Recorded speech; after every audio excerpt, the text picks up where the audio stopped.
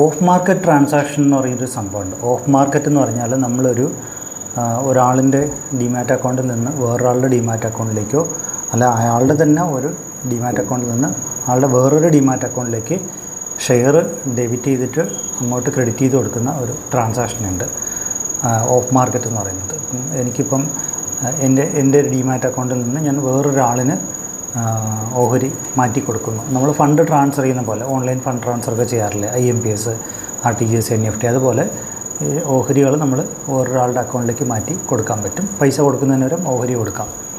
നമ്മൾ പൈസ കടം കൊടുത്തു, ആൾക്ക് പൈസ തിരിച്ചു തരാൻ പറ്റുന്നില്ല, എന്നാൽ ആളുകളിൽ കുറച്ച് ഓഹരിയുണ്ട്, എന്നാൽ പിന്നെ അത് മതി എന്ന് പറയുന്ന പോലെ.